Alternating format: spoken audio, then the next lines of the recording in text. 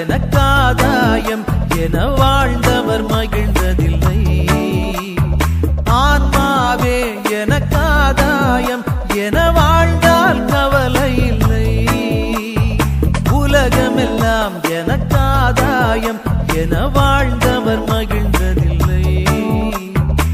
ஆன்மாவே எனக்காதாயம் என வாழ்ந்தால் கவலை இல்லை. அழியும் செல்வம் சேர்ப்பதா அழிய ஆன்மாவை காப்பதா? அழியும் செல்வம் சேர்ப்பதா அழிய ஆன்மாவை காப்பதா? இந்த கேள்விக்கு பதிலாய் வாழ்ந்தவர் யார்? அவரே புனித சவேரியார். உலகமெல்லாம் எனக்காதாயம் என வாழ்ந்தவர் மகிழ்ந்ததில்லை. ஆன்மாவே எனக்காதாயம் என வாழ்ந்தால் கவலை இல்லை.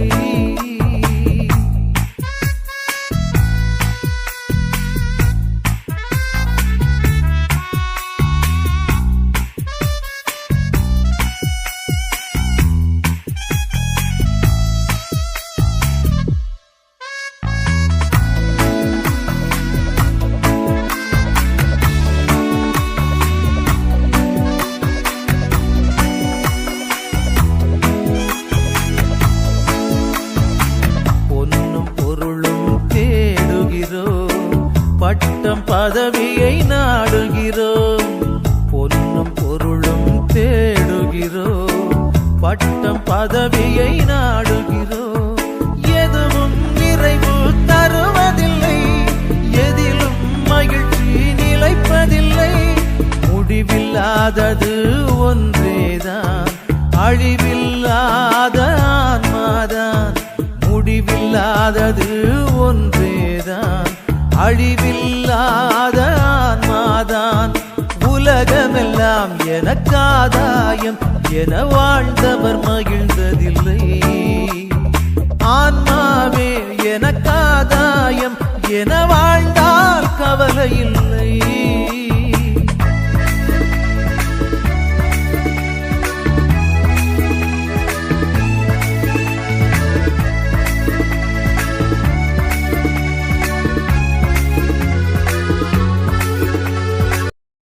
தோமாவுக்கு பிறகு முதல் இந்தியாவுக்குள்ள சுவிசேஷத்தை இயேசு என்கிற நற்செய்தி கொண்டு வந்தவங்க யார் தெரியுமா? சென்ட் பிரான்சிஸ் சேவியர் என்கிற கத்தோலிக்க மிஷனரி. அவர் தான் முதல் 1500ஆம் ஆண்டிலேயே சுவிசேஷத்தை கொண்டு வந்து விட்டார். ஸ்டீகன் பால்கெல்லாம் முதல் ப்ராட்டஸ்டன்ட் மிஷனரி சுமார் 150 ஆண்டுகளுக்கு பிறகுதான் அவங்க சுவிசேஷத்தை கொண்டு வந்தாங்க. இந்த புனித பிரான்சிஸ் சேவியர் அவங்க ஸ்பெயின் நாட்டில் 1506ஆம் ஆண்டு பிறந்தவர்கள். பிரான்சிஸ் சேவியருடைய பெற்றோர் விவசாய தொழில் செய்தவர்கள். ஆனால் அவருடைய அப்பா பெரிய செல்வந்தர். செல்வந்தர்னா அந்த காலத்தில் கேஸ்டல்னு சொல்லுவாங்களே, கோட்டை போன்ற அமைப்புள்ள அரண்மனை வீட்டில் வசித்தவர். அவ்வளோ பெரிய செல்வந்தர் பிரான்சிஸ் சேவியர் அவர்கள். இந்த மாதிரி அரண்மனை போன்ற இப்படிப்பட்ட வீட்டில் அந்த காலத்தில் 1500ஆம் ஆண்டுகளிலேயே அவருடைய பெற்றோர் அவ்வளோ பெரிய செல்வந்தர்கள். பிரான்சிஸ் சேவியர் அவங்க யூனிவர்சிட்டி ஆஃப் பாரிஸில் மாஸ்டர் ஆஃப் ஆர்ட்ஸ் பயின்று பட்டம் பெற்றவர்கள். பிரான்சிஸ் சேவியரோடு ஒரே அறையில் தங்கியிருந்த இக்னேஷியஸ் ஆஃப் லயோலா என்பவர் பிரான்சியஸ் அவர்களை கர்த்தருக்குள் வழி நடத்தினார். ஒன்றா படிக்கும்போது ஒரே ரூமில் தங்கியிருந்தாங்க. இக்னேஷியஸ் ஆஃப் லயோலா அவங்க ரட்சிக்கப்பட்டவர்கள். அவங்க பிரான்சிஸ் சேவியரை ரட்சிப்புக்குள்ளே நடத்தி இருக்கிறாங்க. அவங்க என்ன சொல்லியிருக்கிறாங்க? மனிதன் உலகம் முழுவதையும் ஆதாயப்படுத்தி கொண்டால் தன் ஆத்மாவை ஜீவனை நஷ்டப்படுத்தின லாபம் என்ன? அந்த வசனத்தை வைத்து தான் இக்னேஷியஸ் ஆஃப் லயோலா அவங்க பேசி அந்த வசனத்தின்படி தான் ஆண்டவருக்கு ஒப்பு கொடுத்து பிரான்சிஸ் சேவியர் அவங்க ரட்சிக்கப்பட்டாங்க, இயேசுவை ஏற்றுக்கொண்டாங்க. 1534ஆம் ஆண்டு இறையியல் பட்டம் பயின்று 1537 குருப்பட்டம் பெற்று பிரதிஷ்டை செய்யப்பட்டார்கள். அப்போ இக்னேஷியஸ் அவர்களால் ஸ்தாபிக்கப்பட்ட சொசைட்டி ஆஃப் ஜீசஸ் இயக்கத்தின் இணை ஸ்தாபகராகவும் பிரான்சிஸ் சேவியர் சேவை செய்தார்கள். இந்த சொசைட்டி ஆஃப் ஜீசஸ் ஸ்தாபனத்தை 3வது போப் பால் அவர்களும் கிங் ஜான் III அங்கீகரித்து ஆதரித்தனர். சொசைட்டி ஆஃப் ஜீசஸின் முதல் ஜெசூட் மிஷனரியாக பிரான்சிஸ் சேவியர் தெரிந்தெடுக்கப்பட்டு இந்தியாவுக்கு அனுப்பப்பட்டார்கள்.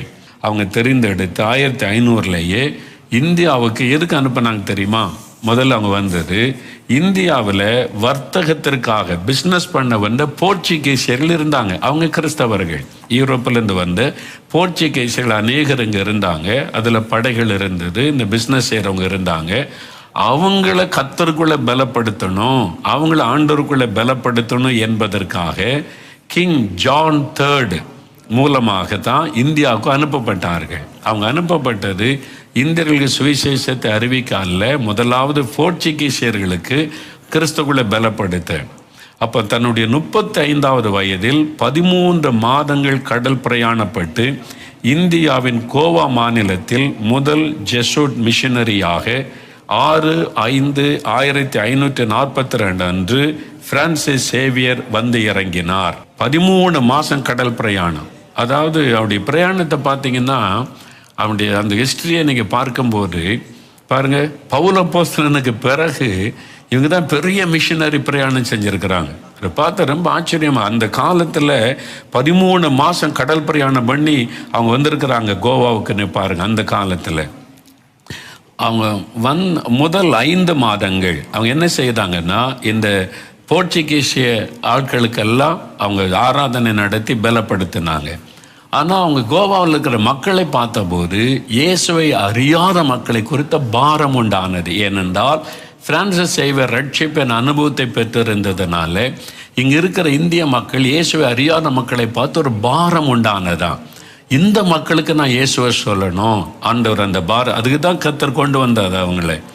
அப்பொழுது முதல் 5 மாதங்கள் என்ன ஊழியம் செய்வாங்களாம், ஒரு கையில் மணியை வைத்துக்கொண்டு அப்படியே ரோட்டில் அடிச்சுக்கிட்டே போனால் சின்ன பிள்ளைகள்லாம் ஓடி வருவாங்க. இல்லை, அவங்க கையை அடிச்சுக்கிட்டே போனால் என்னதுன்னு அந்த சின்ன பிள்ளைகளை தெருக்களில் உட்கார வச்சு இயேசுவை சொன்னார்கள். அதான் அவனுடைய முதல் ஊழியம். அப்படி ஆரம்பித்ததான் கோவாவில் ஊழியம்.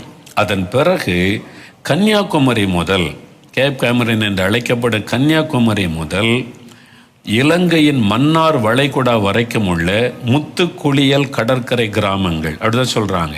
முத்துக்குளியல், முத்து எடுப்பாங்கல்ல இந்த கடற்கரையில் மக்கள், இந்த முத்துக்குளியல் கடற்கரை கிராமங்களில் வாழ்ந்த மக்களுக்கு சுவிசேஷத்தை அறிவிக்க சென்ட் பிரான்சிஸ் சேவியர் அவர்கள் கர்த்தரால் வழி நடத்தப்பட்ட ஆண்டவர் அந்த பாரத்தை உண்டாக்கி கடற்கரை முழுதும் இருக்கிற இந்த முத்துக்குளியல் செய்கிற இந்த கடற்கரை மக்களுக்கு சுவிசேஷத்தை அறிவிக்கணும்னு ஆவியானவர் பாரம் கொடுத்து ஆண்டவரால் வழி நடத்தப்பட்டு அந்த ஊழியத்தை ஆரம்பித்தாங்க. அதனால் தமிழ்நாட்டில் பல கடற்கரை கிராமங்களில் கடினமாக ஊழியம் செய்து அதன் விளைவாக 40 கடற்கரை தேவாலயங்களை கட்டியிருக்கிறாங்க. 40 ஆலயங்கள்.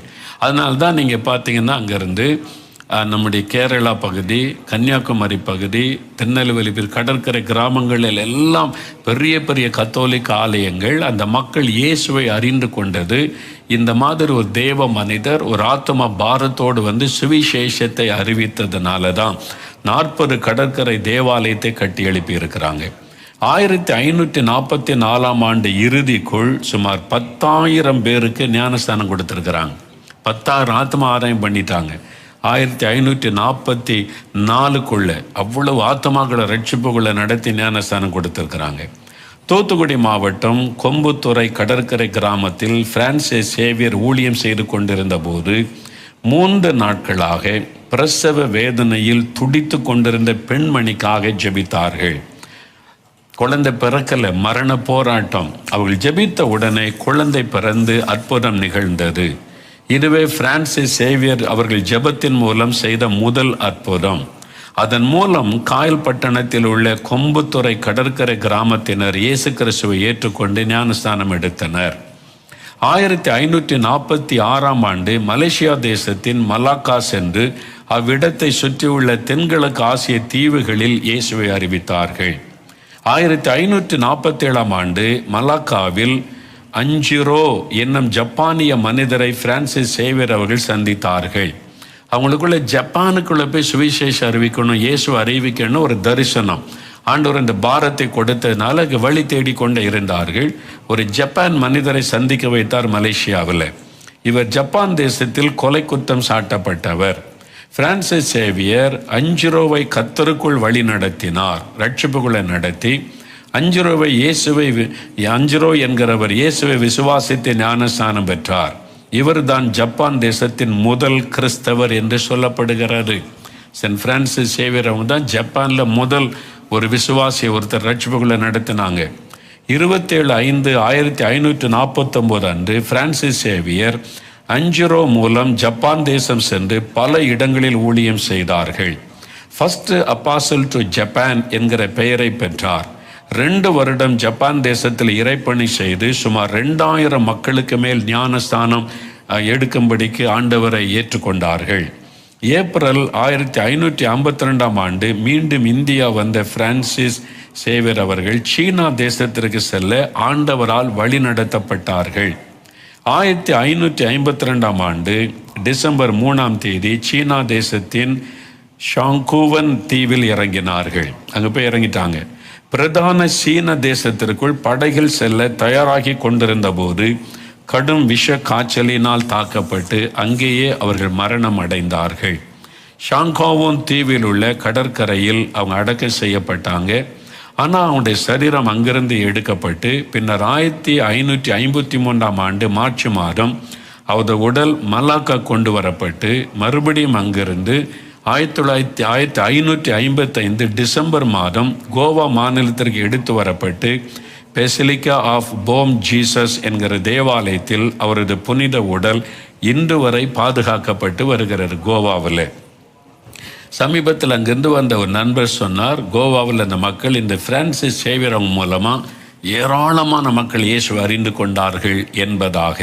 பிரான்சிஸ் சேவியர் கிழக்கின் அப்போஸ்தலன் என்று அழைக்கப்பட்டார்.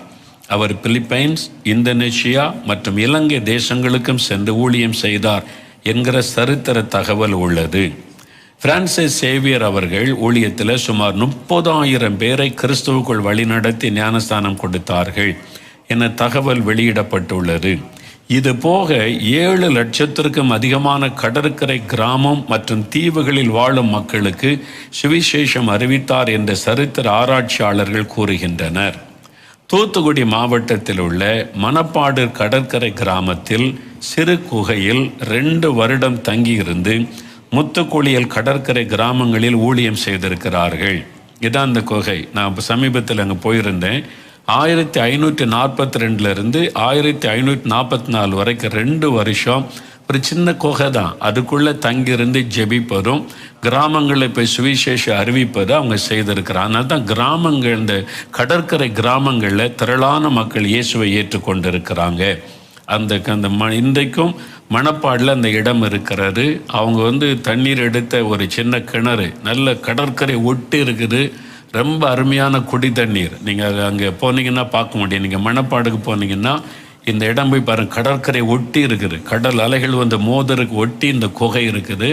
அங்கே தங்கியிருந்து ஜெபிச்சிருக்கிறாங்க. அங்கிருந்து கிராமங்கள், கடற்கரை கிராமங்களில் போய் இயேசுவை அறிவிச்சிருக்கிறாங்க. தன்னுடைய 46வது வயதில் மரணத்தை தழுவிய பிரான்சிஸ் சேவியர் அவர்கள் புராட்டஸ்டன்ட் மிஷனரிகளுக்கு முன்பாகவே இந்தியாவுக்கு வந்து திருச்சபை நாட்டும் பணியில் மாபெரும் ஊழியத்தை செய்து முடித்தார்கள். இவங்க மூலமாக முதல்ல சுவிசேஷம் இந்தியாவுக்கு வந்தது. அதன் பிறகு கிட்டத்தட்ட 150 ஆண்டுகளுக்கு பிறகுதான் புராட்டஸ்டன்ட் மிஷனரி ஸ்ரீகன் பால்க் அவர்கள் தரங்கம்பாடிக்கு வர்றாங்க. இதான் சரித்திரம், மிஷனரி சரித்திரம். அப்போ எப்படி இயேசு இந்தியாவுக்கு அறிவிக்கப்பட்டார்? அதனால்தான் பாருங்க, கன்னியாகுமரி மாவட்டம் கடற்கரை பக்கத்தில் நிறைய பேர் இயேசுவை ஏற்றுக்கொண்டு ரட்சிக்கப்பட்டிருக்கிறாங்க.